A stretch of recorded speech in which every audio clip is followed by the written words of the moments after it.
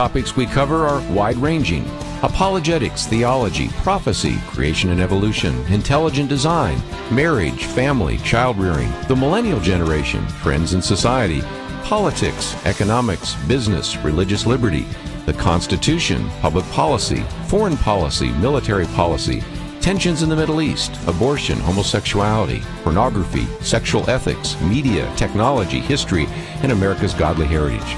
We talk about anything that affects your faith, your family, or your freedom. So don't go anywhere, because Point of View starts right now.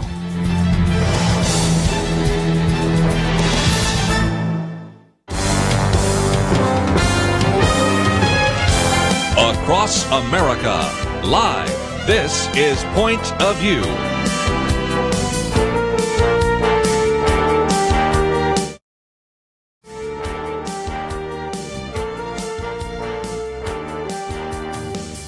And now, Kerby Anderson. No doubt you've heard the phrase, those of you that live in a glass house should not throw rocks. And apparently we're finding out that even in the midst of all of the allegations against an individual that is running for the U.S. Senate, Roy Moore, that Congress has its own problems, and that was revealed just the other day in a House Administration Committee. Maybe you've seen some coverage of it, probably not a lot, so I'm going to try to fill in the gaps. We'll get into that issue. A little bit later, we'll talk about some of the other articles we've posted here. The enduring appeal of creepy Christianity was also that church shooter an atheist, and was that maybe an issue in terms of his shooting? For those of you in California, you're well aware of a Northern California gunman who was out on bail after stabbing a neighbor, an individual that should not have had access to a gun, nor should the individual that was doing the shooting in Texas, but nevertheless, they have killed individuals and wounded others. So we have a lot to cover. In the second hour today, we'll get back to our millennial roundtable, but I did want to cover some issues in the news, some which you may have heard about, a lot which maybe you have not, and that's what I think is one of our services here at Point of View. If you're not familiar, there was testimony just the other day at the House Administration Committee. I'll focus some of my time and attention on one of the people that testified. That would be Democratic California Representative Jackie Spear, who testified that two of her colleagues in Congress have been sexually harassing staffers. Now, that is certainly important. It was a little bit of a bombshell in the sense that she really wants to be a champion for those individuals who have been sexually harassed. But then here's the other part of it. She's refused to name the names of the individuals that are the abusers. This, I think, is a lesson that we can all learn from, and that is at a time when, and I think this is maybe a positive, that we're finding out that there was a lot more sexual harassment taking place in Hollywood, in the corridors of power, in government, and in business, that now it might be a little safer for people to come forward. But nevertheless, if you come forward and then you protect the individuals that are the abusers, how much are you doing to help the victims? I'll open up the phones a little bit later to get into some of those issues. One of the things she said is, well, we do know that about $15 million has been paid out by the House on behalf of harassers in the last 10 to 15 years. We do know that? That was news to me. Was it news to you that $15 million have been paid out in settlements for sexual harassment taking place in the nation's capital? And so, again, as she, in that House Administration Committee, identified by accusation but not by name individuals that were actually engaged in harassment. By the way, she did at least allude to the fact that one of the members is a Republican, one of their members is a Democrat. So again, you know, equal opportunity harassment taking place there. And again, I bring to one of the questions that I would love to have you respond to as we open up the phones. What about this? I mean, how much justice can be done for individuals who have faced sexual harassment if you refuse to name who those individuals are? To their credit, those who have come forward, especially in Hollywood, have named individuals like Harvey Weinstein. But again, this is certainly the first step. And I suspect I've actually seen that there is a creep list making its way around Congress. Well, if you've been around any length of time, as some of us have, you know that sooner or later that list will make it into the press. It will be accidentally left somewhere. It will be passed on to someone, and maybe we'll find out who those are. But these accusations were made against members of Congress during this hearing. And this was, again, an individual that talked about some members have exposed themselves to staffers and even sexually assaulted some of these people on the House floor. So you might wonder sometimes what your member of Congress might be doing. Well, maybe we found that out in the wrong way. For our listeners in Missouri, you're well aware of the fact that Senator Claire McCaskill also said that when she was an intern in Congress, she decided simply to avoid elevators for fear of sexual harassment. Here's her direct quote. "When I was an intern, I learned to avoid elevators because elevators were where you were captured." She said a little bit later, quote, "After one unfortunate incident in the elevator, I began taking the stairs everywhere, and I went in the state capitol when I was there as a college student."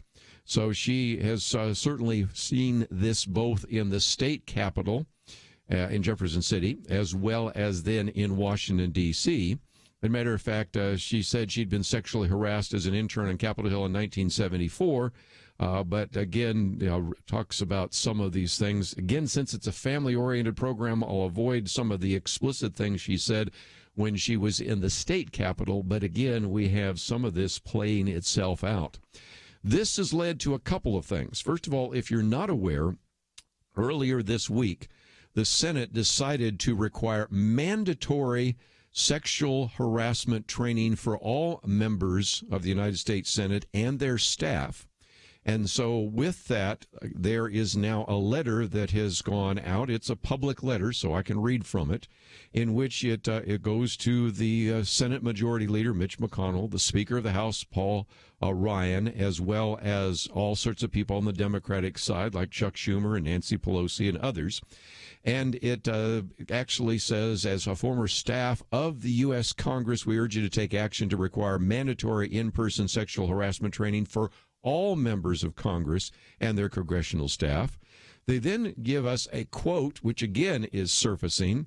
That is a CQ roll call survey of congressional staff in July 2016 reported that 40%, are you ready for this? 40% of women responding believe that sexual harassment is a problem on Capitol Hill.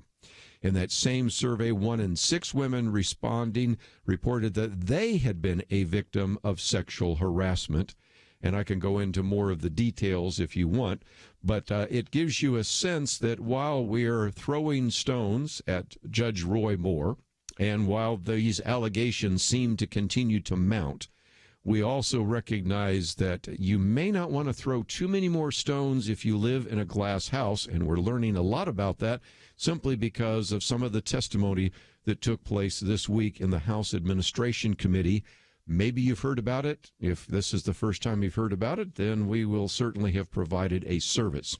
When we come back, though, one of the articles I want to quote from is by Jim Garrity, Kennedy, Clinton, and Weinstein, a convenient reckoning. There are some people that are simply saying because we allowed some individuals to get away with this, and he starts with Ted Kennedy, works his way to Bill Clinton. Of course, then Harvey Weinstein is in there as well. He says, did we not create an environment for some of this to take place? And when we see individuals get away with it, well, is that even, in a sense, sending a signal to other powerful men that they can also get away with it? So let me open up the phones. Perhaps you already have some comments about this. 1-800-351-1212. Going to get into a little more of the philosophy behind this, but also one of the biggest questions I have is, as bold as it was for Representative Jackie Speer to talk about harassment, isn't the next step to give us names? Let's take a break. We'll come back with more right after this.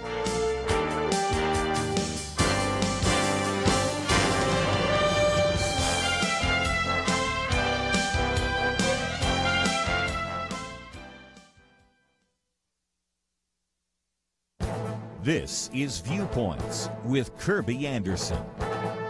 We all know how addictive these digital devices might be, but I was surprised to see an article in the New York Post describing it as digital heroin.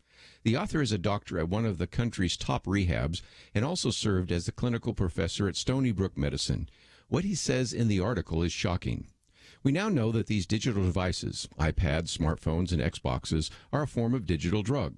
All you have to do is look at some of the brain imaging to see how these devices are affecting the brain's frontal cortex.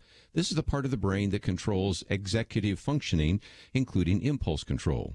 We also know that these devices raise dopamine levels, the feel-good neurotransmitter, which involves the addiction dynamic. In fact, scientists have found that they can raise these levels as high as when people engage in sex.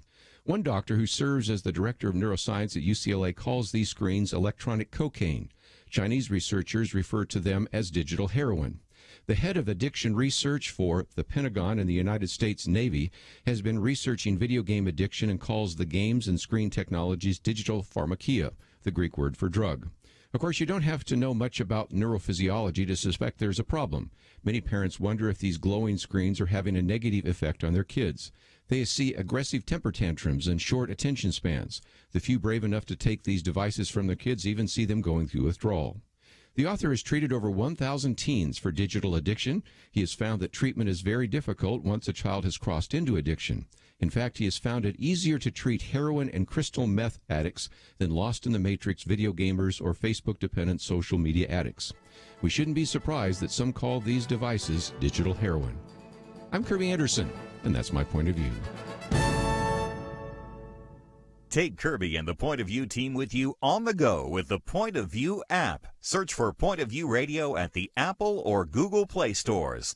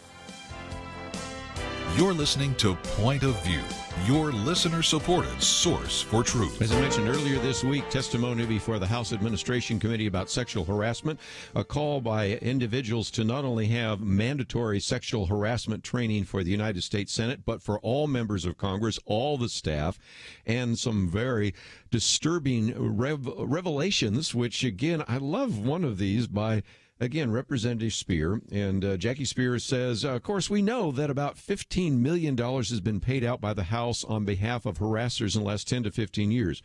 We know that. That's news to me, and it probably is news to you, and an illustration, again, that it is time to clean house and pay attention to issues of character. If you'd like to join us, 1-800-351-1212. We'll head to New Hampshire first. Kat, thank you for joining our conversation here today. Hi, thank you. I'm a female who has lost a sister to sexual harassment, and I've been through it myself, and I stepped forward to try to say something when it first happened. I didn't wait until I was in my 60s to try to say something, and neither did my sister. I think it's disgusting, far more disgusting than the actual sexual harassment that has happened, not the sexual assault part, but that these women who are coming forward waited so long until their latter years to step forward and say anything, and right during an election year. Because if you're a female and you hear that and you stay quiet, you are responsible in part for any other female, if this stuff is true they're saying, who are harmed by such an individual. And to come forward during an election year when this is going on and use sexual harassment like that as a political tool to try to bring somebody down, and when you never stepped forward in the first place, is disgusting, and it's deplorable, and they should be ashamed. And that's just what I want to say. Well, I'm glad you said it. It was something I was thinking of saying, but it is better to come from you having been through it yourself. And that is the first point, and that is when you keep quiet. One of those individuals that has accused Roy Moore, let's for a moment assume that what she says is true and that he's guilty. So we'll just keep the conversation going in that direction for a moment. Then she said, well, I was going to take it to my grave. And the first thing that goes to my mind is, well, maybe you'll take it to your grave, but then what happens if indeed you are talking about a sexual predator that would do it again? So you've raised a very good question. And I'll give some props to some of these women because some did not want to say anything, and it was sort of drawn out by the Washington Post initially with Lee Korfman. But the others then said, well, maybe it's safe to come out. And so the good news is maybe we've now, because first it was Bill Cosby, then it's Harvey Weinstein, now it's a whole list of individuals. It would take me a couple of minutes to go through just on the Hollywood list alone, and now starting to come out perhaps in the area of government as well. This may be a safe environment that if you've always felt that maybe you should have said something, this is the time to say something. And don't do it at the 11th hour. If this came out during the primary, well, then a lot of people would say, you know what, I'm going to vote for Luther Strange rather than Roy Moore. But now you have a vote either between Roy Moore and Doug Jones, and it's a different set of circumstances. So that is certainly part of the issue. But let me take some more phone calls because quite a number of you'd like to join our conversation today. 1-800-351-1212. In just a minute, I want to talk about this piece by Jim Garrity about Kennedy, Clinton, and Weinstein. Very well written, but let's go to North Carolina for just a minute. WLGP. Leah, thank you for calling today. Thank you. My comment is boo-hoo, wah. It's part of life. If these women want to be part of the power structure, this is the real world. Deal with it. You know, these women are not delicate flowers. They're not being frightened away. It's part of life. Another thing, are they wearing short skirts and are their blouses unbuttoned? This is the real world. Deal with it. Well, again, I mean, I would say that many of these women made it very clear that they did not ask for it. But what I just read just a minute ago from Claire McCaskill is a good example, and that is, you know, I stopped taking elevators. I just took the stairs. Probably healthier for you to go up and down stairs anyway, and a lot less likely to get caught in an elevator with somebody that might use that as some kind of pretext. And so let me come to Jim Garrity before I take some more phone calls. By the way, if you'd like to join us, 1-800-351-1212. He starts out by saying that we have the drama. It's a historical drama, Chappaquiddick, coming out in April. I did not know that. And this one is actually looking at Ted Kennedy and Chappaquiddick. And the point he makes later is this would have not even been made as a film 10 years ago, but now it's a brave film. But one of the reviewers actually said Ted Kennedy should, by all rights, have stood trial for involuntary manslaughter, which would likely have ended his political career, and then talked about how the Kennedys lived outside the law and that in some respects they were allowing this particular situation to be slid under the carpet. And Mary Jo Kopechne, if you're not familiar with it, you can look it up on Wikipedia. I know we have younger listeners that might say, I don't even know what you're talking about, but this was something that is a good example of here where you could not be held accountable. He goes on to also remind that, you know, we might even have a Heisman Trophy winning USC running back who got away with some things, but we'll leave that one for just a minute. But he goes on to say that if the spring brings a reevaluation of Ted Kennedy, it will probably come on the heels of a sudden and dramatic reevaluation of Bill Clinton as a consequence of the explosion of sexual harassment and assault allegations in the wake of Harvey Weinstein's scandal. And then quotes from a New York Times opinion columnist, Michelle Goldberg, who says that again, as she was looking at, she said, of the Clinton accusers, the one that haunts me is Juanita Broaddrick. The story she tells about Clinton recalls those we've heard about Weinstein. She claimed that she had plans to meet in a hotel coffee shop, and at the last minute he asked her to come up to the hotel room, and instead he raped her. Goes through some of the details of it, and finally she just simply concludes, put simply, I believe her. Well, Jim Garrity says when a New York Times columnist declares in print that she believes the 42nd president of the United States is a rapist, it ought to make people stop and think.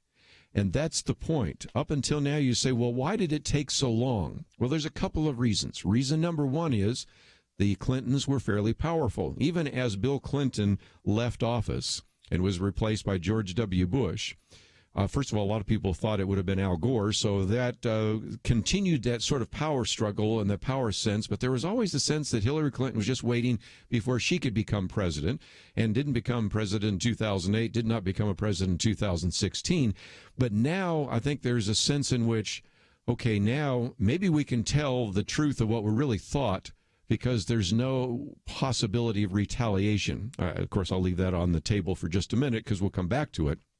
But then even David Brooks the other night on the Charlie Rose program really raised a question as well. And David Brooks, columnist for the New York Times, said how much tolerance of Bill Clinton actually created an environment in the rest of this was given permission. And again, he said it in sort of not a perfectly written out way, but basically because we tolerated Bill Clinton back in the 1990s, and said that what he did with Monica Lewinsky wasn't sex, or a character doesn't matter, or whatever it might be, then you simply had a situation in which other leaders thought, well, wait a minute, maybe I don't have to worry about that either. And so later on he says, you know, the Monica Lewinsky scandal set off a year-long national discussion, one that occasionally noted the mounting pile of accusations of sexual misconduct. Juanita Broderick, Kathleen Willey, Paula Jones. By the way, many of those people were on Point of View. We interviewed those people back when this was relevant. And they go on to say then that the Clinton machine smeared the women viciously, with James Carville nastily declaring, drag a $100 bill through a trailer park and you never know what you'll find. But then near the end, and then we'll take some more of your calls after the break, he says something that also got me thinking. He said, after the Harvey Weinstein scandal broke, Lee Smith, writing in the Weekly Standard, asked a difficult question that few Democrats really want to confront. Would the enormously consequential New York Times article detailing the accusations about the Hollywood producer have been published if the 2016 election had ended differently and Harvey Weinstein had the President of the United States on speed dial? In other words, what he's saying is, if Hillary Clinton were the president, would the New York Times have written an article about Harvey Weinstein, knowing full well that he actually has a close relationship with then President Hillary Clinton? And, of course, we'll never really know whether or not they would have run the story. But in some respects, because Hillary Clinton was not elected and probably will never run for office again, although I want to hold that out as a possibility, has that then allowed for a reevaluation of everybody from Ted Kennedy to Bill Clinton to even Harvey Weinstein? Interesting question. And I have some other reasons as to why all of a sudden even Democrats are getting on board, but we need to save that for after the break. And we have a bank of phone calls, so we'll take those phone calls as well. All that coming up right after this.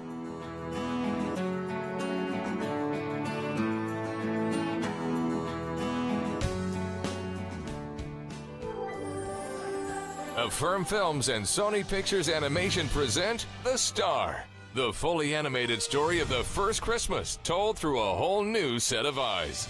Bo the donkey and his stable of animal friends follow the star to become some unlikely heroes. That light, that's the star. This is where it's been leading me. What's his name? His name is Jesus. The Star, in theaters November 17th. More information is available at thestarmovie.com. If you were homeless and on the run, all because you love Jesus, would you want Christians to step up and help? Our family in the Middle East, the cradle of our faith, is in desperate need because of ISIS and other persecutors. Point of View urges you to support the Cradle Fund today to help these precious believers. Please give at pointofview.net/Cradle Fund or call 1-800-347-5151. Pointofview.net/Cradle Fund and 800-347-5151. Or write Cradle Fund in the memo of your check to Point of View, Box 30, Dallas, Texas 75221. Point of View will continue after this.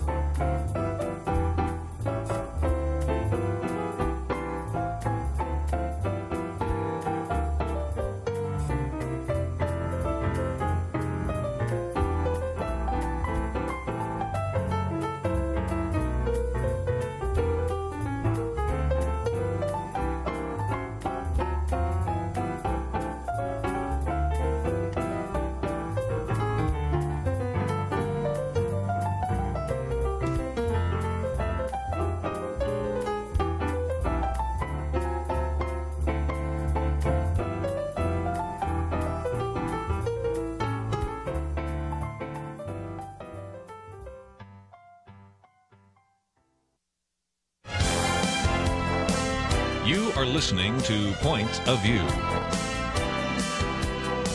The opinions expressed on Point of View do not necessarily reflect the views of the management or staff of this station. And now, here again is Kerby Anderson. If you'd like to join our conversation, 1-800-351-1212. We'll take those calls for the next half hour. It may even spill into the next hour when we do our Millennial Roundtable. Jonathan Bodnar will be joining us, but I did want to cover some of this because this week, in front of the House Administration Committee, an admission of a fair amount of sexual harassment, a call by various staff members all over Capitol Hill for not only the United States Senate, which has now decided that it will have mandatory sexual harassment training training for all members and staff, but they are calling for training for all congressional staff and members, and stories coming out, and even a revelation that up to $15 million has been paid out by the House on behalf of harassers, coming from one member of Congress. So if you'd like to join our conversation, 1-800-351-1212. Just before I come back, let me talk about one of the reasons why we're seeing this reevaluation of Ted Kennedy, reevaluation of Bill Clinton, is in part because Bill Clinton is no longer in power, nor will Hillary Clinton be in power. There's a second, and I think it's a bigger reason. It's a political reason, and that is there's a real desire right now, I think, on leaders in the Democratic Party to clear the decks. Just remember, when the Access Hollywood clip came out of Donald Trump and the things that he said, which, again, I'm not going to say on a family-oriented program, which were despicable. Okay. The quick reaction was, well, what he said isn't half as bad as what your husband did. And you can see how that just always was a difficulty in terms of being able to address this issue. Even now with the allegations of Judge Roy Moore running in the Senate race, which will be decided December 12th in Alabama, it makes it difficult when you have leaders who are guilty of similar kinds of activities, especially when many of those activities happened within the last year. So you can see why there may be a real push. There may be some moral reasons for it. I applaud that. I think there's also some political reasons for it as well. And I think if we want to be honest about it, that's exactly what's taking place. We have a whole bank of phone calls that want to address this issue. So let's go to Missouri this time. KNEO. Michael, thank you for joining us today here on Point of View. Thank you for providing the service. My comment is that if you know that a crime is being committed, and sexual harassment is a crime, and you fail to disclose information to authorities, that makes you complicit in the crime. Now, I know that will never be taken into court, but the reality is the reason that sexual harassment and other such crimes are not reported and not prosecuted is because there are people out there who will not stand behind the victims. Yes. Well, and again, that's something that maybe is changing. I'm hopeful that in light of this environment that seems to have unfolded over the last couple of months, that maybe we will stand with the victims now. We will call for people to come forward. We will protect them. I recognize, as we've talked about in this program before, a lot of social statistics are underreported. If rape is underreported, you can imagine that sexual harassment is underreported, and every statistical analysis demonstrates that to be the case. So, Michael, I appreciate your comment today. Thank you. Let's join a few more individuals. We'll go to Alaska this time. Jada, thank you for joining us today here on Point of View. What would you like to add to our discussion? Good morning. First, I wanted to comment on the young girls withholding their testimony or talking about Judge Roy Moore. One of the things I'm not hearing the caller say is he was a judge, and these were young girls that he assaulted. So they don't necessarily know what to do or how to react. Yeah, if indeed the judge that you would actually go before to hear the case might be him or one of his friends. That's a big issue, isn't it? Yeah. So we need to stop condemning these people because we didn't have to walk a mile in their shoes. Another point I'd like to make is we keep forgetting that Bill Clinton and Monica Lewinsky had a consensual relationship, and that at the same time Newt Gingrich's wife was dying, he was involved in a relationship with his young aide, who he later married. We've seen tailhook. We've seen continually where our government sets rules for the people, and then they act like they're surprised. There's no culpability. There is no responsibility. And what I'm seeing is a complete lack of moral responsibility and hypocrisy at the top. I am appalled that people are acting surprised that this is what's going on, especially when we elected someone who said what he said and has done what he's done. You know, one We've of the things you said accepted about this the military, predatory. you brought in something about the military, which I hadn't even thought about, because we have talked about this before, whether it was tailhook or whether it's the conversations we've had over the years about putting men and women in submarines and close proximity and those kinds of things. And like you said, then we all of a sudden we're surprised by all of this. You know, if you start with the assumption that we're dealing with sinful individuals, and that sex is certainly a very powerful magnet between men and women, or even in some cases when you're talking about people that have same-sex attractions between people of the same gender, and then we put them in those situations, or we don't have any kind of safeguards, we don't have any kind of accountability, and then we're surprised about it. And then just think about the person that received the greatest amount of ridicule a couple of months ago, and that is the vice president who said, you know, I never have decided to actually dine alone with a person of the opposite sex. And then we're making fun of him when he's actually putting in some of those safeguards. So you've got some really good points there, but let's give a few more of you a chance to join our conversation today. We'll go to Georgia. Liz, thank you for joining us today here on Point of View.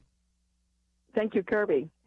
My question is regarding and I do want to emphasize alleged victim, whatever, anyway, the person who actually supposedly committed the offense. Has there been any type of preliminary investigation through family members or friends prior to this becoming public knowledge? You know, once a person's character is attacked, it's like they can never recover this. I agreed with a previous caller where it's election year, why is this coming forth now? Not demeaning the victim, if there is a victim, but has there been any type of investigation? Is this just coming from a news reporter? Is this just coming from somebody that's being paid off? You know, people's lives are going to be affected probably for the rest of their lives by these allegations, whether they're proven true or false.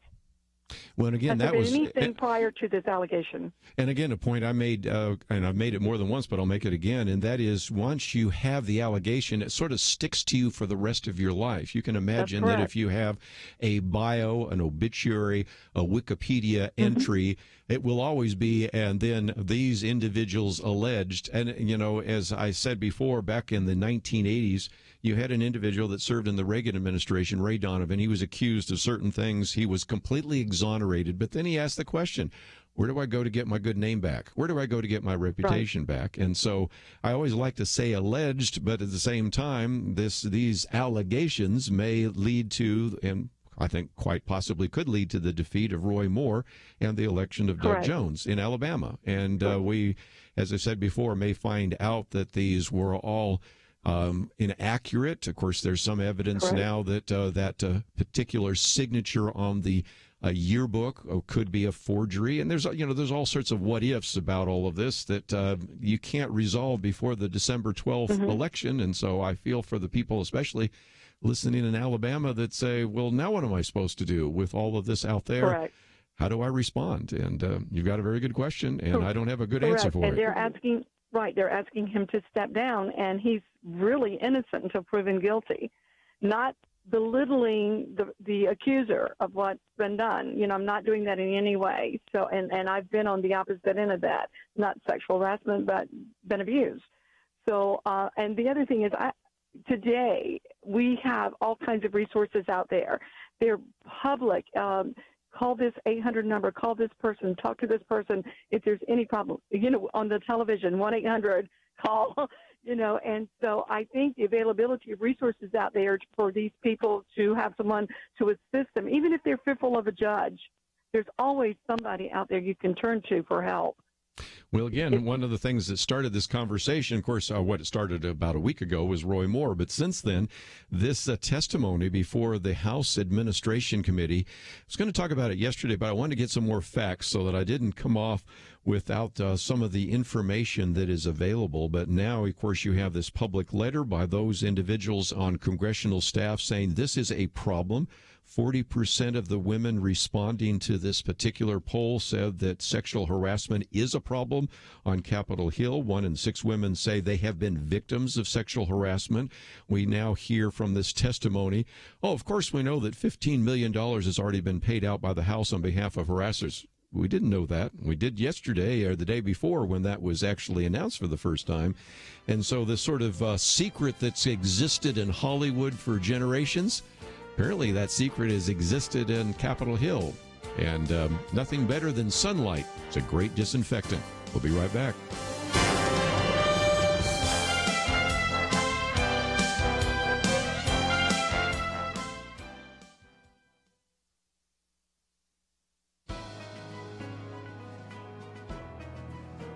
Welcome to the First Liberty Briefing. I'm Jeremy Dice. Father Joseph LaFleur served the Army Air Corps as chaplain during World War II. In 1941, LaFleur dashed about Clark Field in the Philippines amidst bombs and flying shrapnel, pulling wounded soldiers to safety. For such bravery, the Army Air Corps awarded Chaplain LaFleur the Purple Heart, Bronze Star, and Distinguished Service Cross. Later, while imprisoned by the Japanese for 3 years, he never stopped his ministry of care. He worked to meet the physical needs of his fellow prisoners, often bartering with guards for food. Once he confronted a fellow prisoner about stealing rations from other prisoners, even landing 2 holy punches to pacify the unruly and unrepentant soldier.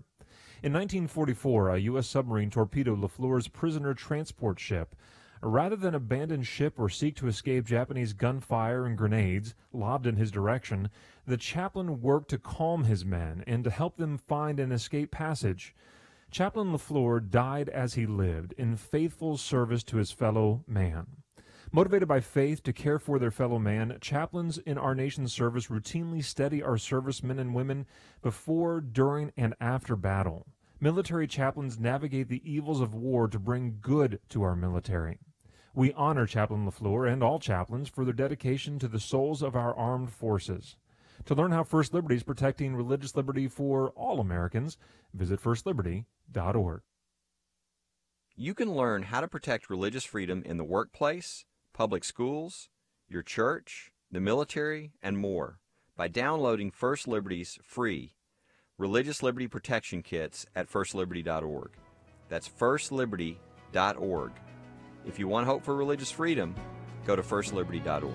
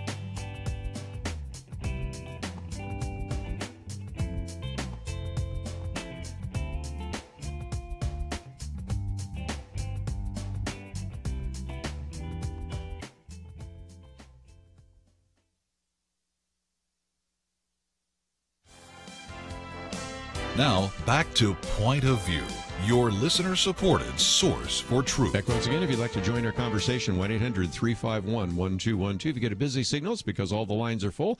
As a caller drops off, you might be able to join us. In the second hour, we're going to maybe put together our Millennial Roundtable, but if these calls continue, I'm sure that will be part of our conversation, along with a number of other issues we've posted on the website. Jada mentioned the military. That got me thinking about that, and so one of our callers actually has taught some of these classes on the issue of sexual harassment, ex-military. So, Kurt, in Georgia, thank you for joining us today here on Point of View.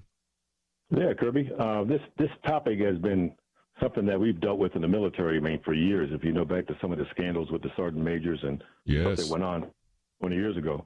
And so when I retired from the Army, I went to work teaching in the officers department here at Fort Gordon, and one of my classes was prevention of sexual harassment. And the whole idea was to teach young officers, how to, avoid this stuff. Because I tell them, an allegation is a sucking chest wound. You get killed from it. Okay. Yes. Much like you said with Ray Donovan. And where do you go to get your good name back? It's like, it's on the front page when it happens and on the back page when it's finally cleared up, Nobody knows about it. So what kind of hints would you pass on here to some of our listeners? Because if indeed you trained officers not to get them into a difficult situation, what can I maybe learn from you vicariously, and what can some of our listeners learn from you as well? Well, the idea about not getting in a situation that's going to be compromising, right in an elevator with somebody alone, now you wouldn't think that that's any problem, but you never know. And you can get the feeling from people that when you're talking to them, that they're trying to get you into a situation where they're going to maybe you'll be compromised. Like the issue with this Harvey Weinstein talking about, come up to my room. Yes. No, you don't do that kind of thing. Yep. And when you're going to counsel somebody, if it's somebody of the opposite gender, you have someone of that same gender in the office with you. Don't get in a situation one-on-one with someone. And that's why I try to tell them, Yeah, and with Bill Clinton, you had Juanita Broderick. I think that was in a quiet place. Right. Kathleen Willey, Paula Jones. In every case, this was where there was no one around. And, of course, we talked about Juanita Broderick come up to my hotel room. That was the same kind of thing that Harvey Weinstein did. So, again, there are just some obvious danger signals that if we can pass on to some of our listeners, then they won't be the next statistic, right? Yeah. Right. When I was in charge of a section before I retired, one of my young female soldiers wanted to come talk to me about somebody else, one of the other sergeants. So I went in my office, and when she sat down, I went and called my secretary. I said, "Come in and sit down with us." She said, "I can't talk in front of her." I said, "If you want to talk to me, you're going to talk in front of her." Good for you. Okay? Yeah. Okay. Very good. That's the way you have to take. You can't take any chances. Kurt, I appreciate you calling in. Call anytime because we can learn some vital lessons from you. So thanks for sharing some of that with us today on Point of View. Let's, if we can, get a few more callers here. We'll stay in the state of Georgia on the Good News Network. Ken, what would you like to add to our conversation today? Well, I've been, observing and listening to and reading about these, somebody was hurt in one way or another. And believe me, it's not just sexual harassment. And these things can be connected, to education as well, and also to rights. For example, somebody wants to pass out Bibles, near a school, or they were harmed. They're going to go to court. They're going to get some settlement, some money. At a school here in Georgia, a sheriff had the entire student body searched for drugs. All 850 students were searched. Well, they're all going to get a $3 million settlement. They're talking about a front page news today, a $3 million settlement for the 850 students who were touched, in the course of searching them. Yeah, the whole tort liability issue, civil suits and things like that, and people that were hurt or harmed or defamed. And we are such a litigious society. I understand that. I do believe that these women coming forward had something happen to them, but at this point, like we said, fortunately, most of us and most of the callers today are not from Alabama. We don't have to worry about that. We can watch this from afar, but it's a principle that we're going to have to evaluate sometime in the future. So that's certainly one issue. But let me go back to the phones, give a few more of you a chance to join the conversation today. In Louisiana, Sage, what would you like to add to our conversation? I wanted to make a point about a woman earlier who said that were these women wearing short skirts, and the argument that the military man you just had on made about being alone in elevators. I think that, first of all, being alone as a woman with any man in a position of power, I feel is just, I'm not entirely sure how to put it, but it's ill-advised at most. And another thing is the comment that the woman made that women should alter the way they live to suit these people who can't control themselves. I don't believe that is the answer at all. Yeah, because it makes them the victim. You know, again, these guys that say, can't help myself. Oh, yes, you can. It's called self-control. And if you don't have self-control, and if you are a predator, you're just going to find an excuse for some of those actions. So I get your point. Let's take a few more calls real quickly if we can, and we'll go to North Carolina. Andrea, thank you for joining us today. Hey, boy, you've got some fantastic calls today, don't you? Oh, all over the map here, and that's why we do the show called Point of View. Yes, sir. My comment is public sector, private sector. It seems to me like with the sensationalism around the public sector, of course, with Roy Moore, he's, you know, with politicians, whether it's Bill Clinton, whether it's, it seems like it's unacceptable and people act very surprised and shocked when it happens in a public sector. In a private sector, nobody says anything. Nobody cares. Nobody reports it. You know, they just accept it. In the public sector, everybody acts shocked, and it's just the whole thing surrounding politics. And, of course, I know that's probably, you'd say, yeah, it's politics, yeah. But it bothers me. Yeah. It bothers me. Well, and again, I think that's the point, is that sometimes we've permitted too much. We've said, I can't believe what he did to me, but I'll just take this to my grave. No, if you don't say something, someone else is going to be affected. We recognize now that any kind of sexual harassment or abuse that takes place in a school or a church or a denomination, whatever, and you just pass them on to the next one, you're just guaranteeing more victims. So that's, I think, another one of those issues as well. And so we've got to stop saying, well, we'll only pay attention to it in the public sector. And, of course, even in the public sector, how many times do people come forward and say, well, that was just Bill Clinton, character doesn't matter.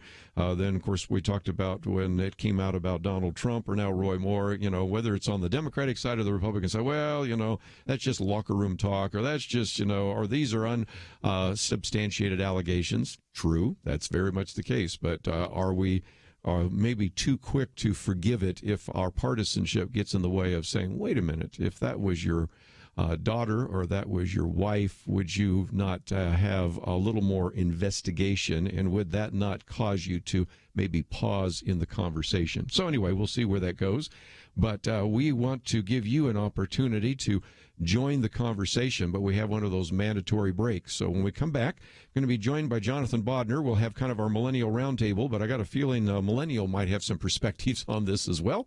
And we'll continue the conversation because we do have a bank of phone calls. So those of you that are on the line, I'll give you the opportunity to express your opinion, but you just have to wait a little bit because the clock waits for no one, including me. We will come back and take some more of those phone calls, but we need to encourage you maybe to go to the website, find some of the articles we've posted today, and we'll be back right after this.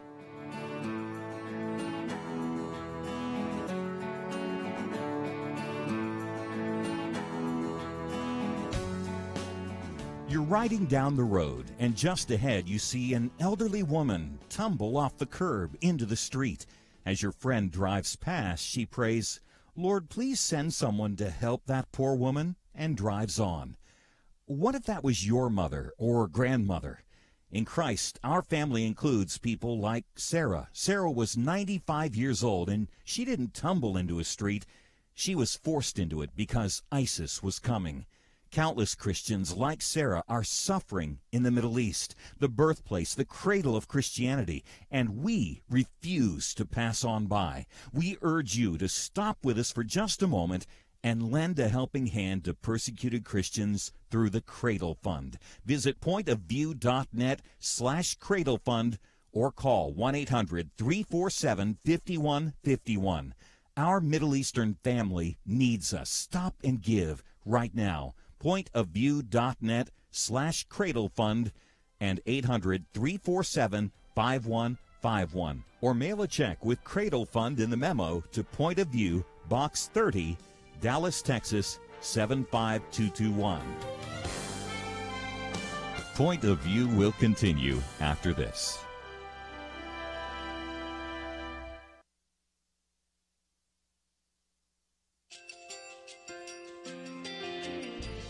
I just want to thank you so much for all the wonderful programming you have. You're just absolutely fantastic. I recently started listening to Point of View, and I really found it interesting because of the different subjects you cover. Thank you for that. I really appreciate everything that you do in keeping us informed. Thank you, Kerby, for everything that you have been doing. I appreciate all the work that you're doing, advocating for the Word of God. Thank you so much.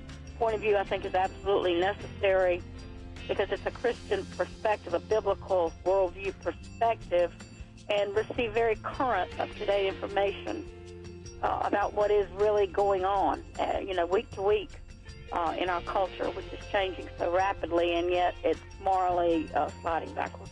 Yeah, I'm just, first of all, I thank you guys. Y'all's program is wonderful, and enjoy it every day. I learn so much every time I listen to it. Point of View Radio Talk Show.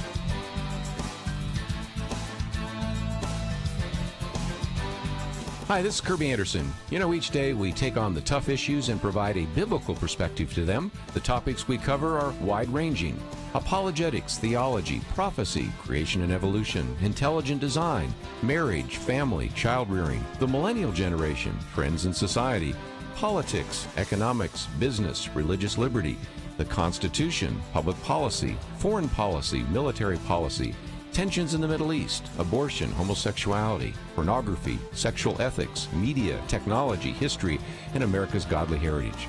We talk about anything that affects your faith, your family, or your freedom.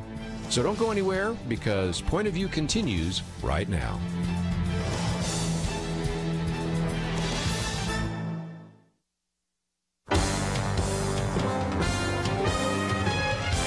Across America, live. This is Point of View.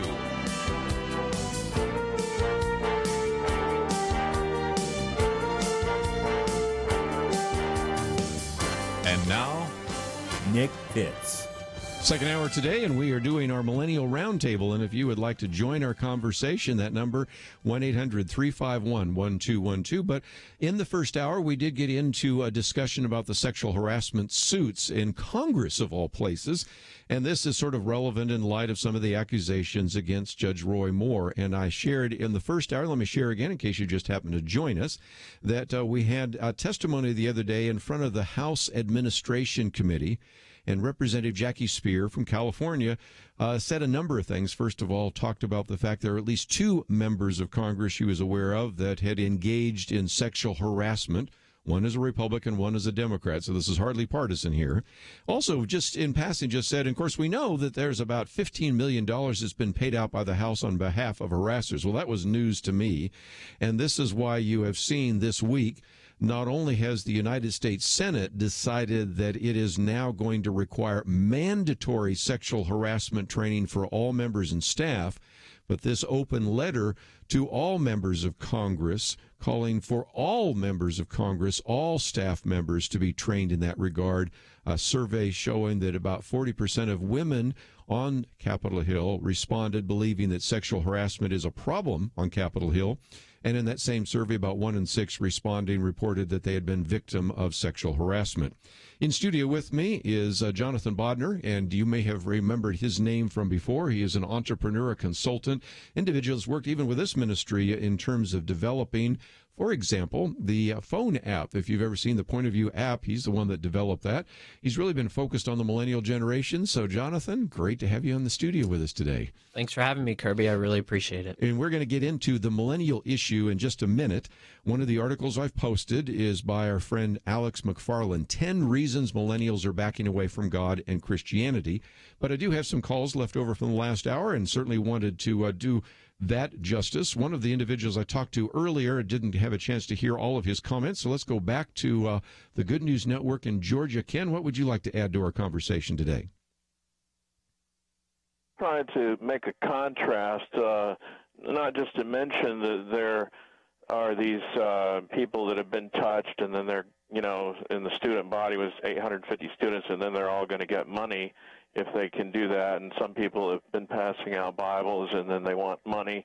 I was going to make a contrast and say that, look, some people can be touched and bullied and get black eyes and fat lips in school, for example, or in mental institutions or wherever. They can be robbed of even going to school.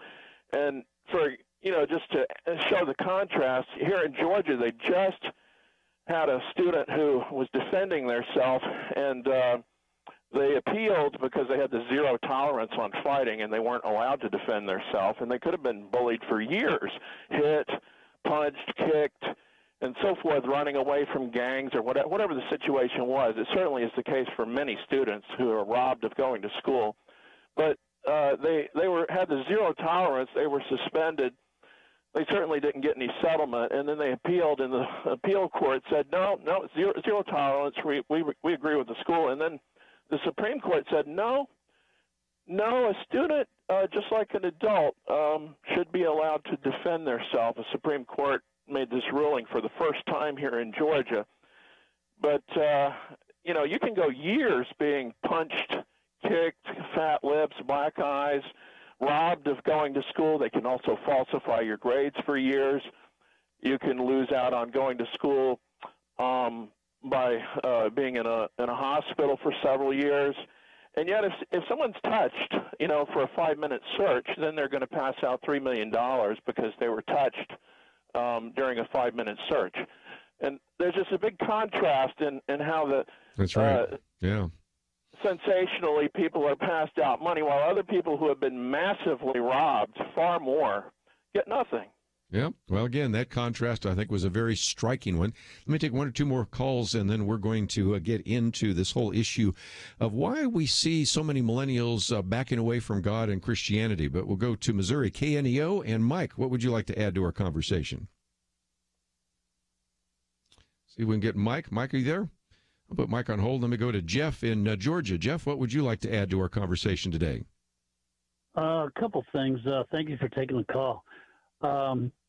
It needs to be taught more that this is where we're human beings, we're spiritual, and you either choose to follow righteousness or live in unrighteousness. And that explains most everything that happens.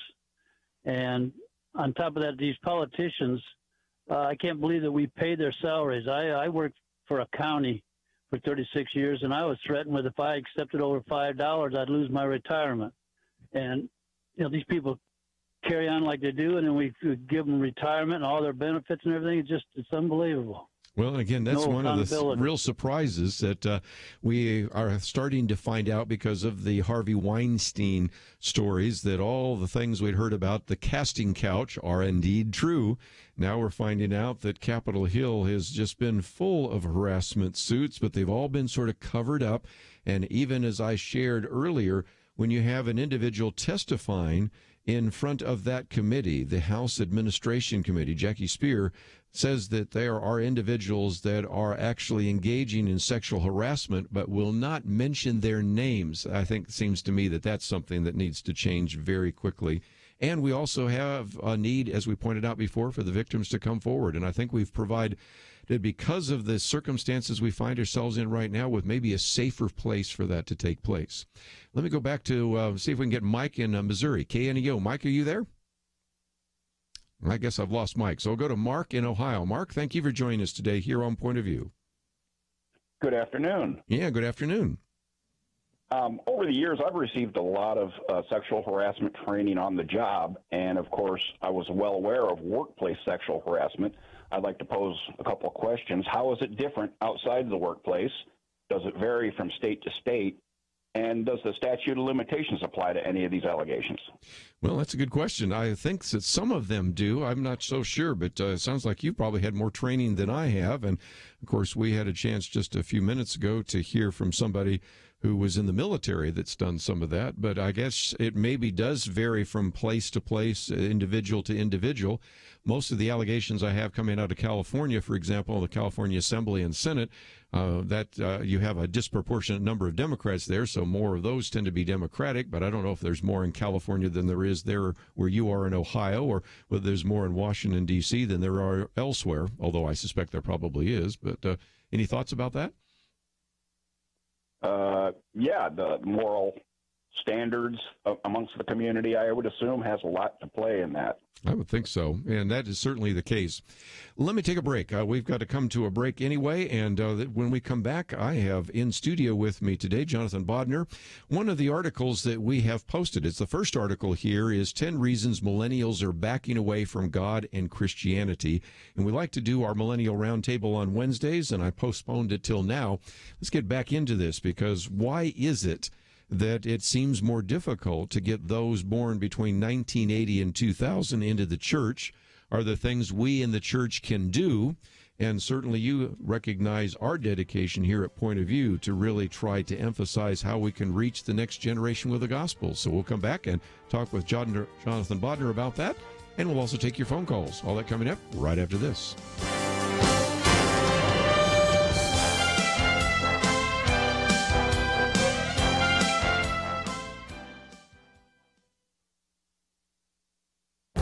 This is Viewpoints with Kerby Anderson. We all know how addictive these digital devices might be, but I was surprised to see an article in the New York Post describing it as digital heroin. The author is a doctor at one of the country's top rehabs and also served as the clinical professor at Stony Brook Medicine. What he says in the article is shocking. We now know that these digital devices, iPads, smartphones, and Xboxes, are a form of digital drug. All you have to do is look at some of the brain imaging to see how these devices are affecting the brain's frontal cortex. This is the part of the brain that controls executive functioning, including impulse control. We also know that these devices raise dopamine levels, the feel-good neurotransmitter, which involves the addiction dynamic. In fact, scientists have found that they can raise these levels as high as when people engage in sex. One doctor who serves as the director of neuroscience at UCLA calls these screens electronic cocaine. Chinese researchers refer to them as digital heroin. The head of addiction research for the Pentagon and the United States Navy has been researching video game addiction and calls the games and screen technologies digital pharmakia, the Greek word for drug. Of course, you don't have to know much about neurophysiology to suspect there's a problem. Many parents wonder if these glowing screens are having a negative effect on their kids. They see aggressive temper tantrums and short attention spans. The few brave enough to take these devices from their kids even see them going through withdrawal. The author has treated over 1,000 teens for digital addiction. He has found that treatment is very difficult once a child has crossed into addiction. In fact, he has found it easier to treat heroin and crystal meth addicts than Lost in the Matrix video gamers or Facebook-dependent social media addicts. We shouldn't be surprised that some call these devices digital heroin. I'm Kerby Anderson, and that's my point of view. Take Kerby and the Point of View team with you on the go with the Point of View app. Search for Point of View Radio at the Apple or Google Play stores.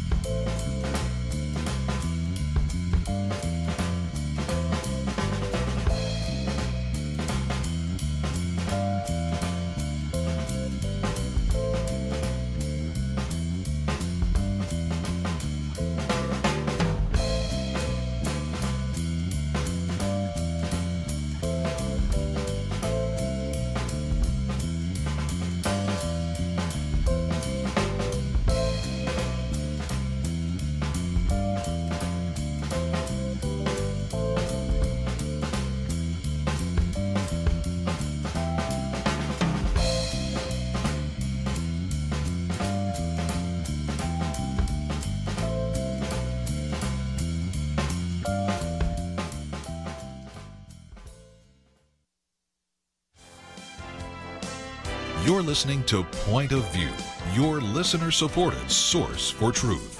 So there, we're going to talk about our Millennial Roundtable. This is something we do from time to time, and I wanted to bring somebody on. Hasn't been on in a long time. Matter of fact, last time you were on, we were in the other studio, and now here you are. Matter of fact, last time we interviewed you, you were single. Now you're married. You've been married for about a year, so that's kind of fun. Jonathan Bodnar with us, an entrepreneur. And again, if you've ever had access to the Point of View phone app, you've benefited from him. If you've ever gone to the website that is millennial friendly, which we'll talk more about in just a minute, you have seen some of his work as well. And so we have as listed, and this is one I would really encourage you to read. It's by our good friend Dr. Alex McFarland, who used to be with Focus on the Family for a while, was the head of Southern Evangelical Seminary, and has written quite a bit on this subject. His latest book is Abandoned Faith, Why Millennials Are Walking Away and How You Can Lead Them Home. He is a director of the Christian Worldview and Apologetics Center at North Greenville University, but we wanted to look at his 10 reasons millennials are backing away from God and Christianity. But before we go to the article, I wanted to ask you something, Jonathan, because one of the things you and I have talked about off air is there's another reason why millennials don't necessarily see the church as a place for them to go, because they're looking for community. Some churches have community, but a lot of churches have failed in that regard, don't you think? Yeah, I think one of the biggest reasons that wasn't actually listed on this article was the fact that, the church is kind of they've kind of walked away from a community mindset in the name of inclusiveness. So they've kind of replaced a lot of things that build community, like suppression, for example. And you see that in a lot of civil rights, kind of movements and stuff. They're birthed out of oppression and out of, something happening to a large group of people that they can all identify with. And I think that, the church has kind of abandoned the fight for righteousness, if you will, because they, are trying to be so inclusive that they go to the other direction, which, we find in one of the articles that you mentioned as well. Yes. Well, and that's part of the issue, is that there are pastors that may just say, well, if I, take a stand on this issue, or I really, and again, justice is a big issue for your generation. You're a justice generation because on the one hand, the millennials are perhaps the most pro-life generation in American history, but they're also the most accepting of something like same-sex marriage. Now, people look at that from a biblical point of view, say, wait a minute, I can see how biblically you'd be pro-life, but then how would you be biblically same-sex marriage? Because you look at it through the eyes of justice. Yep. And that is, it seems unjust that you would kill a baby in the womb, but also seems sort of unjust that you wouldn't let somebody of the same gender get married. So when the church doesn't even see like it is talking about issues of justice or righteousness or morality, and it's just kind of a feel-good, sometimes that doesn't appeal to your generation. Exactly. I think because pastors compromise on the actual principles, especially a lot of the principles in the Old Testament, when they compromise on the fact that, God is a just God, and God, he is he's very principle oriented, and he has these, almost strict, guidelines. And because in order to, pull in a lot of young people and say, oh, we're inclusive and we love everybody and all of that, and not pinpoint some of the issues that, honestly pull people together, you're really sacrificing a lot of, I don't know what the word is. You're sacrificing a lot of engagement and a lot of community. I think so. And you think about this, there are opportunities to certainly take what you're teaching in Scripture and apply it to the world. We've had very difficult race relations, and that's an issue. Even here, the sexual issue, wouldn't there be an opportunity, it seems, for a pastor to say, I'm not sure if these allegations are true, but maybe it's a reminder that all of us need to be careful about how we interact with the opposite sex and do not put ourselves in positions of compromising. I think some people would react to that in the millennial generation. So that's one of those issues, the issue of community. One of the other articles I certainly wanted to hear from you about is that this is a generation of digital natives and much different than other generations. And I thought that was kind of intriguing, because if there's anybody that's a digital native, it's a guy sitting across from me. You are high tech and you have been able to train yourself on all sorts of different areas. But think about your peers for just a minute. They grew up really taking for granted that they have computers, that they have Google, that they have smartphones, they have all sorts of things. And in some respects, that makes your generation a little bit different than previous generations, doesn't it? It definitely does. Information's at at everybody's fingertips at this point, whether it be Google or Facebook or anything. And, Facebook has definitely minimized the attention span just drastically. I mean, it's at this point for millennials, I think it's 8 seconds, if I'm not mistaken. That's right. There you go. I mean, that's mind blowing, how just minimal that is because of the really fast Facebook videos, fast-paced streams, fast-paced. I'd say Facebook and Instagram are probably two of the biggest contributors of just that insane addiction to, social media and information consumption. So, and my commentary today is on digital heroin, because that's a phrase being used by some, just talking about the addiction to the digital. But you also raised another issue. You are the most media-wise generation in American history. So if a pastor puts up a PowerPoint slide and it doesn't look real good, or if the church has a website that's really clunky or doesn't really look nice, I think that could be off-putting to your generation almost instantaneously, couldn't it? Oh, hands down. I think they're constantly being fed media and content from multi-million-dollar companies that have insane budgets to, create content like just out of the blue, and just really, really, really like quality content. And so, if a pastor doesn't, invest in what catches the eye of a millennial, then, they can suffer just attention span wise, Right. and even at our church, my wife and I go to a very young church, and, I say young church, there's a lot of, older people in there as well that, mix very well, but they do very well at building a community. but their graphics are very engaging. Their videos are very engaging. They have an app. You can literally follow along the notes inside of the app while you're listening, because it's engagement on multiple levels, and we're very hyper-focused generation. So. Yeah, and again, like you said, the distraction issue. I was just a week ago teaching in Missouri in a situation with individuals about your age, and I, at one point when we were talking about media and the digital devices, I said, now let's just be honest. Even as I've been talking here, you've zoned out a couple of times. You've probably checked your phone. You've checked your computer. Even though I gave you the material, you could be following along, but some of you went elsewhere. And so that's something that a pastor, a Bible teacher, a Sunday school teacher needs to understand. So one of these 10 reasons has to do with the fact that you're really dealing with a digital generation, and they're very different. Let me change the topic, because again, I want to get some phone calls from people that might agree or disagree with some of that. And one of those is the breakdown of the family. Even in his introduction, Alex McFarland makes a real point about the fact that what we have is the need for a family to exist. And he even quotes from somebody we've had on this program, Mary Eberstadt, who wrote How the West Lost God. But what she makes the case for is that indeed the culture, if you sense, rises or falls on the strength of the family. Well, when we talk about the breakdown of the family, you have really two different generations in the millennial generation. You have people like yourself that grew up in an intact family and had a good family background, and then you have others that grew up in a broken family. And it seems to me that if you have a bad relationship or no relationship at all with your earthly father, that could affect your perspective of your heavenly father, don't you think? Yeah, I definitely agree with that. I used to be a youth pastor a while back, yes. and I dealt with a lot of kids that, faced a lot of different issues, but I would probably attribute maybe about 80% of them to fatherlessness and yes. the fact that none of the kids, there were 2 kids in my youth group, and we grew it to about 50 kids, and which isn't very large, but we were in a small town, so that was, sure. that was something. That's good. And it was, there were 2 out of that 50 that had, at-home parents, and that's mind-blowing, It just sure is. mind-blowing. And so it can affect, any level of, confidence, your purpose, your sense of, direction. So. Yeah, and that gets to one we'll talk about when we come back from the break, and that is kind of a militant secularism or atheism.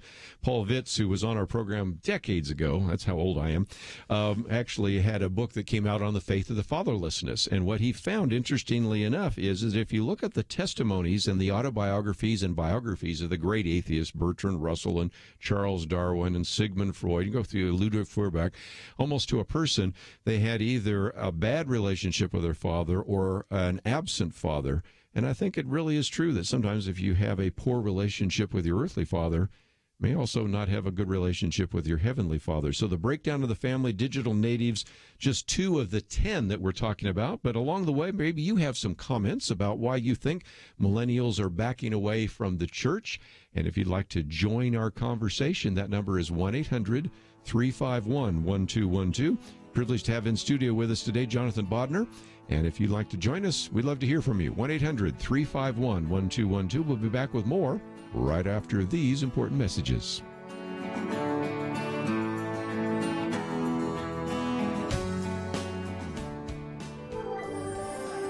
Affirm Films and Sony Pictures Animation present The Star, the fully animated story of the first Christmas told through a whole new set of eyes. Bo the donkey and his stable of animal friends follow the star to become some unlikely heroes. That light, that's the star. This is where it's been leading me. What's his name? His name is Jesus. The Star, in theaters November 17th. More information is available at thestarmovie.com. If you are homeless and on the run, all because you love Jesus, would you want Christians to step up and help? Our family in the Middle East, the cradle of our faith, is in desperate need because of ISIS and other persecutors. Point of View urges you to support the Cradle Fund today to help these precious believers. Please give at pointofview.net/Cradle Fund or call 1-800-347-5151. Pointofview.net/Cradle Fund and 800-347-5151.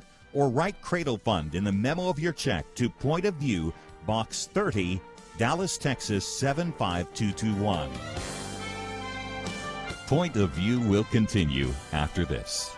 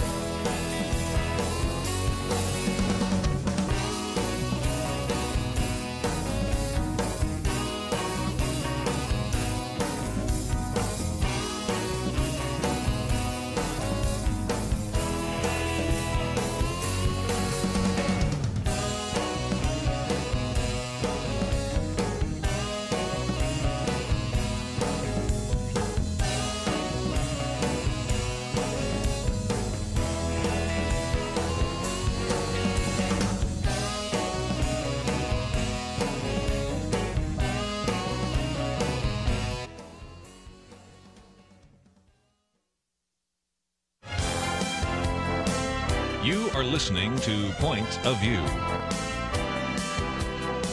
The opinions expressed on Point of View do not necessarily reflect the views of the management or staff of this station. And now, here again is Kerby Anderson. Final half hour, a Millennial Roundtable today, and if you would like to join us, let's open up the phones as well. We're going to continue our conversation with Jonathan Bodnar, and I think you will certainly appreciate some of the rest of the material we're going to cover of this article we're looking at the moment, 10 Reasons Millennials Are Backing Away from God and Christianity.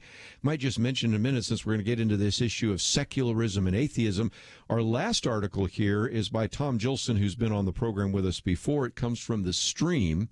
And interestingly enough, he's asking the question, was Devin Kelly's atheism responsible for his rampage? That's the individual who was the church shooter there in Sutherland Springs in Texas. So that's another issue that I thought would be kind of interesting as well. And we'll get into that. And if you'd like to join us, 1-800-351-1212. I may also mention, perhaps you're a millennial and like to explain why maybe you haven't been going to church or why church doesn't seem to be meeting your needs, or maybe you have been trying to have an outreach to millennials and would like to share some of that with us. Again, you can give us a call, 1-800-351-1212. In studio with me, Jonathan Bodnar. We talked a little bit about being digital natives. We've talked about the breakdown of the family. One of his others is militant secularism.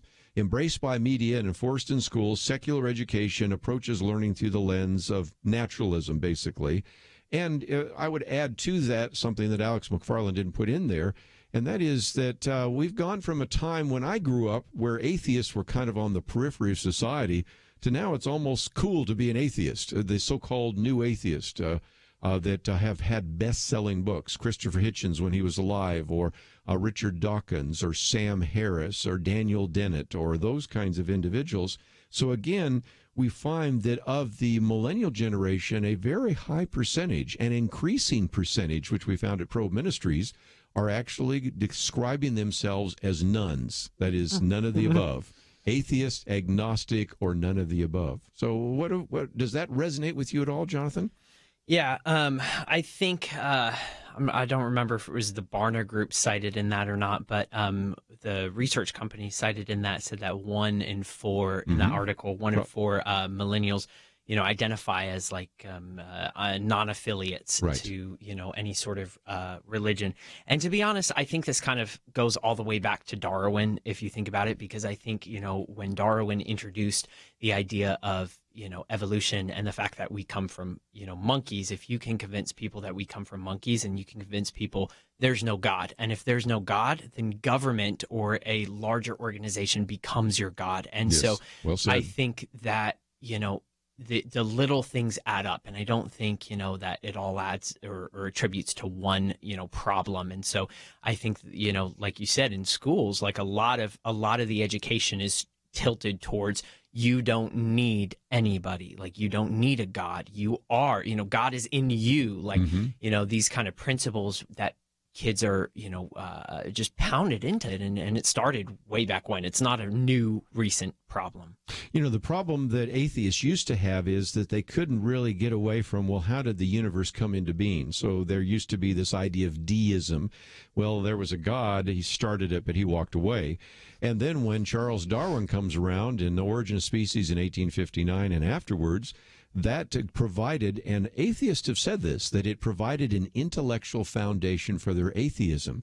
So if you now go in high school or even in grade school and you learn about evolution, and then you go and study history, and history's taught without any reference to providence or God, that over the period of 18 years from the time you're born to the time you graduate from high school, but especially those years when you're in school, which are about 12 years or more, you're kind of this secular mindset. And so then when somebody says, hey, you want to come to church, it's like, why? There's nothing I've learned would be important or something I would want to attend. Exactly. And I think once more is, that kind of goes back to what we were saying earlier in the hour, is that pastors kind of abandoned the things that build community. They abandoned the Holy Spirit. They abandoned, the things that God gave us that actually, the power, if you will, like in the Bible. And, I think they abandoned a lot of things that, interest people and kind of create that loyalty, towards God and towards, the Christian faith. And frankly, it's just become boring, and it's not. Christianity isn't boring and the Bible's not boring, but we've made it boring because we've stripped it of all the things we don't like and we can't explain. And so we've made it boring. Yes. Well, and again, the fallback position, oftentimes what I thought was kind of interesting is that, well, this is kind of like those that are going to come back again. So just as individuals, young people, sometimes as they graduate from high school and they go into the military, they go to college, they go into the workforce, they'll come back again, like the swallows to Capistrano or something like that. My argument is come back to presupposes they were there in the first place. And the parents of the millennial generation were either baby boomers or baby busters. And they didn't go to church as much. And the story I love to tell, I just ran into this individual the other day who used to teach at the actually it was at the Dallas Art Institute. One thing she would do is when she would teach them about art, she would go into art galleries, but also she would teach them about architecture by taking them into buildings. When she would take them into the church, a majority of the kids would say this: I've never been in a church before.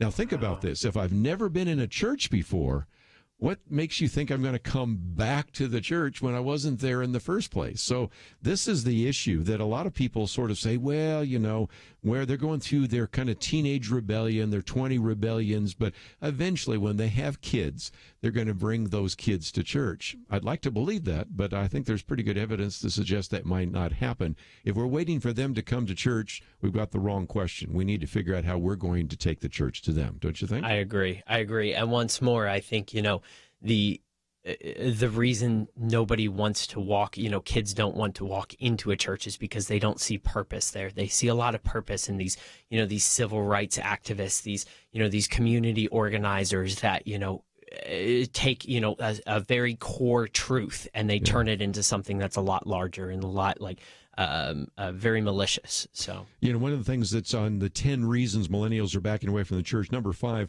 the church's cultural influence has diminished. You know, the little neighborhood church is often assumed to be irrelevant, and there's no cultural guilt anymore for those who abandon involvement. That's what Dr. Alex McFarland says. But again, that's back to that point.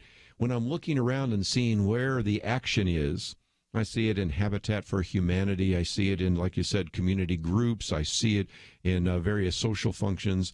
But lots of times in a community, they don't say, well, the church is where the action is happening right now. And so that's another reason why I think your generation is saying, well, why do I need to walk or even across the street to go to that church when it doesn't seem like it's doing the kinds of things that are of interest to me?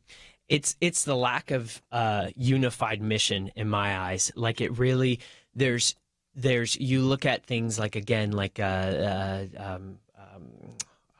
civil rights, you know, kind of civil rights organizations and things like justice, that. Yeah, that, you know, these giant, you know, causes that the generation kind of works towards and everything.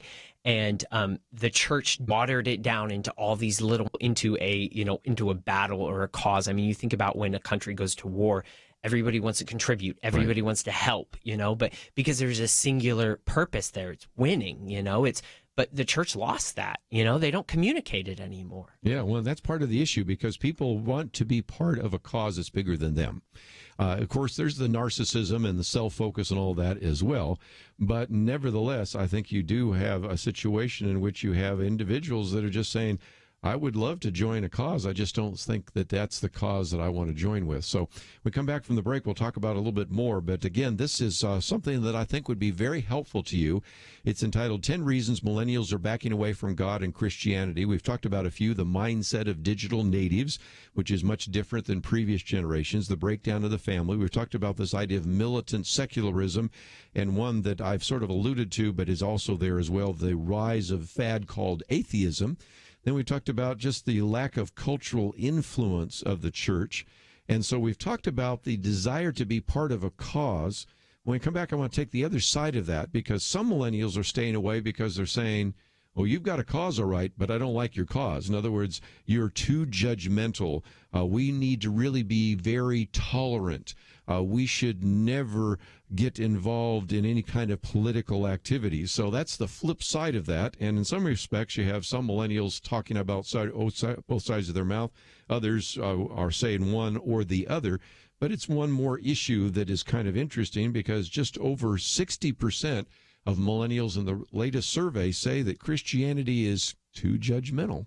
Matter of fact, the most quoted verse these days seems to be Matthew 7:1. Judge not, that you might be judged.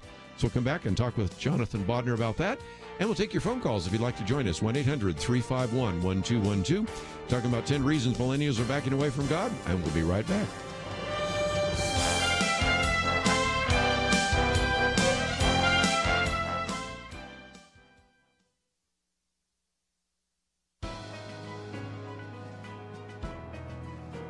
Welcome to the First Liberty Briefing. I'm Jeremy Dice. Father Joseph LaFleur served the Army Air Corps as chaplain during World War II. In 1941, LaFleur dashed about Clark Field in the Philippines amidst bombs and flying shrapnel, pulling wounded soldiers to safety. For such bravery, the Army Air Corps awarded Chaplain LaFleur the Purple Heart, Bronze Star, and Distinguished Service Cross. Later, while imprisoned by the Japanese for 3 years, he never stopped his ministry of care. He worked to meet the physical needs of his fellow prisoners, often bartering with guards for food. Once he confronted a fellow prisoner about stealing rations from other prisoners, even landing 2 holy punches to pacify the unruly and unrepentant soldier. In 1944, a U.S. submarine torpedoed LaFleur's prisoner transport ship. Rather than abandon ship or seek to escape Japanese gunfire and grenades lobbed in his direction, the chaplain worked to calm his men and to help them find an escape passage. Chaplain LaFleur died as he lived, in faithful service to his fellow man. Motivated by faith to care for their fellow man, chaplains in our nation's service routinely steady our servicemen and women before, during, and after battle. Military chaplains navigate the evils of war to bring good to our military. We honor Chaplain LaFleur and all chaplains for their dedicated religious liberty for all Americans. Visit firstliberty.org. Freedom in the workplace, public schools, your church, the military, and more by downloading First Liberty's free Religious Liberty Protection Kits at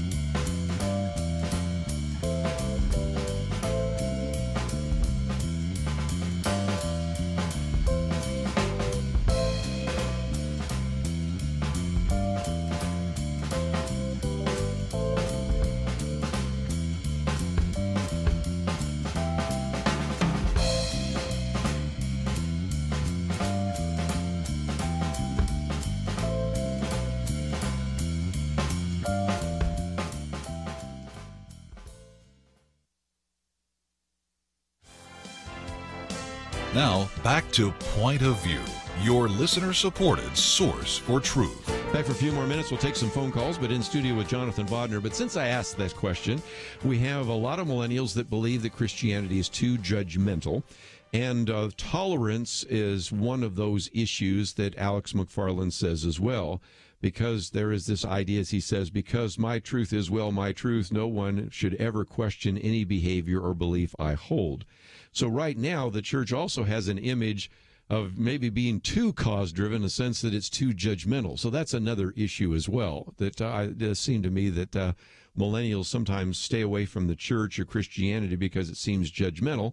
And I'll be the first to admit that sometimes Christians are judgmental, okay? Sometimes Christians are hypocritical. Sometimes Christians are mean-spirited.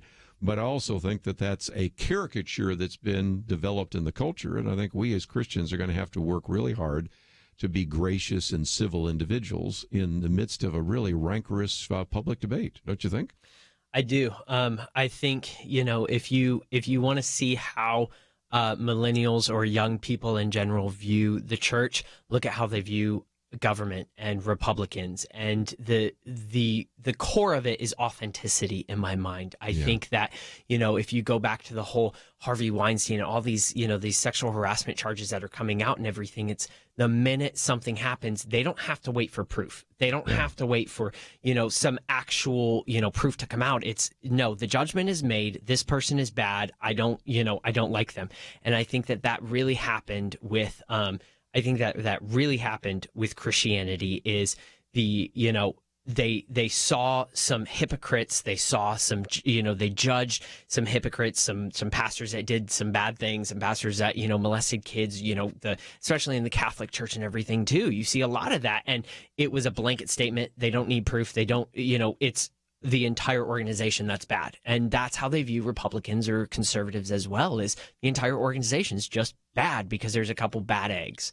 Your point's well taken, too, in light of the conversation we had the first hour, people coming to judgment. We have people calling in all the time, well, innocent until proven guilty and da-da-da-da-da-da. But the bottom line is we have a whole generation that says, nope, as soon as there are allegations, that's sufficient enough to actually convict a person in the court of public opinion. Let's, if we can, take some phone calls. We'll go, first of all, to the state of Texas. Joshua, I'd love to hear your comments. I believe you're a millennial. So what would you agree or disagree with some of the things we've had to say? Yeah, okay. So a couple of the things, first of all, presence in the community of the church, that's definitely a big thing. and a lack of community. Lack of community, yes. But I think one of the biggest things that people don't understand is that when churches try to soften up and conform to bring these millennials in, then you get plenty of millennials, and that's fine, but it's only for a short time. And I think the reason that is because you lose substance when you do that. There's no meat to the church. The church becomes very shallow. Right. Again, when you try to be everything to everyone, you're nobody to nobody. You're nothing to nobody, however you want to say it. Yeah. And again, it seems to me that to bring people in, certainly you may want to be seeker sensitive, but it seems to me that if we're really going to grow disciples in the 21st century, we need to talk about the call to discipleship. And if you listened a couple of weeks ago, we had Todd Wagner in here talking about what the church should be.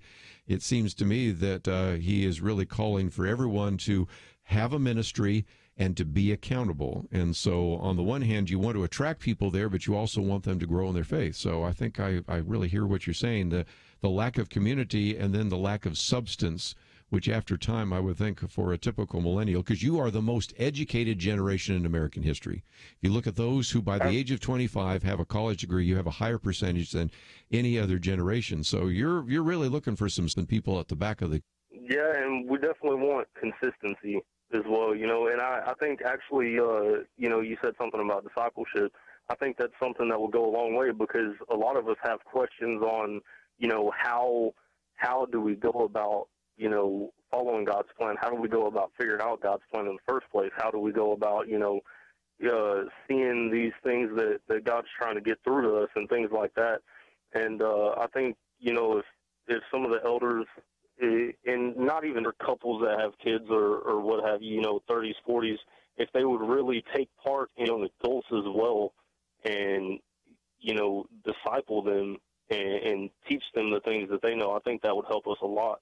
And I think it would give the consistency that we need and the substance that we need. Well, Joshua, I appreciate you calling. I hope you'll call in again. Let me take one or two more phone calls real quickly. We'll go to WLGP Doris, and I see we have a whole bank of phone calls. So if you didn't get in today, I've left the first hour open tomorrow, so some of you can make your comments then. But Doris, what would you like to add to our conversation? Just a real short one. I'm not a millennial, but I do go into prisons, and there's a lot of younger guys in prison now. And recently, when it was my turn to speak, I really felt led to go back to Genesis, reading Psalm 8, and then telling them that they, reading that they were made in God's image and explaining what that means and how to differentiate that from how the animals are. Because a lot of these guys don't understand that part of it, I feel like, because it was said just recently that they're taught evolution. Yeah. And they're taught all these things. So we have to get all the way back to the very basic of who they are and what God created them to be. Very good. And that they were created, and I show them how God gave people abilities all the way through the Old Testament. I give them examples, and that's a real important thing, I think. And I mentor some. I have contact with some older men that are in prison, and they're really having a hard time trying to understand the anger of the young men coming in today compared to what it used to be, and trying to mentor them. And I think they're coming up against the same thing that actually they're coming up in the coming up against in the churches. It's real hard. But just wanted to let you say that. And I did want to make one comment from earlier on. What was said earlier, that we also have to be careful when many years have gone by and all of a sudden we want to scream out. Maybe it's because the time came to do it, but we also have to be careful that we're not just seeking vengeance. That's for sure. Well, lots of good points, but one of them I want to pick up real quickly. Jonathan, you mentioned this idea of, if you teach evolution and you teach kids that they're animals, then you get surprised that they act like animals. Maybe it's about time to rethink some of the things that we're teaching in the public schools, and most importantly, how we teach them at home. So thank you for joining us today. Again, this is just a great opportunity to focus on millennials, and I look forward to the next opportunity. Definitely. I really appreciate being here. And we are going to encourage you, since we have a full bank of phone calls and we have about a minute left, to maybe call back tomorrow, and we'll get back into this issue of sexual harassment that has surfaced, especially because of the testimony before Congress. A couple of articles that I do want to point you to, one called Millennials Backing Away from the Church, and that's the first article, and we've only looked at about a handful of those reasons put forth by Dr. Alex McFarland. One of the others I just alluded to by Tom Jolson about whether or not the shooter in Sutherland Springs at that First Baptist Church, whether his atheism had some contribution. And he says, of course, no, atheism doesn't make you do this, but it doesn't really give you any kind of moral guidance either. So I thought it was a very well-written article and one that you might want to look at. Got one called Creepy Christianity, and then also we get to our conversation at the end of the week. Benedexter will be with me on the round table. Does the Obamacare mandate actually give us a chance to drop that and help us with some of the tax issues? So there are lots of issues to discover and to discuss, but we simply are out of time. So let me encourage you, if you would like to join our conversation tomorrow, we'll have an open line in the first hour, and then we have John Eidsmoe in the second hour. So I'm looking forward to that. I want to thank Andrew and Steve for the help behind the scenes. Jonathan Bodner's been in studio. We'll see you back here tomorrow on Point of View. Affirm Films and Sony Pictures Animation present The Star, the fully animated story of the first Christmas told through a whole new set of eyes. Bo the donkey and his stable of animal friends follow the star to become some unlikely heroes. That light, that's the star. This is where it's been leading me. What's his name?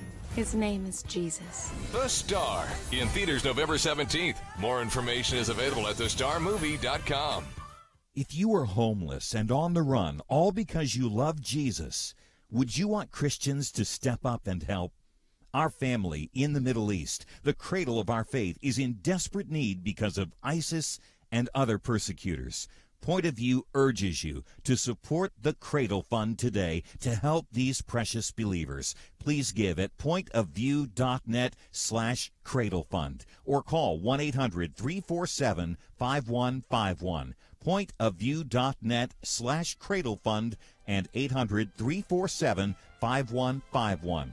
Or write Cradle Fund in the memo of your check to Point of View, Box 30, Dallas, Texas 75221. Point of View is produced by Point of View Ministries.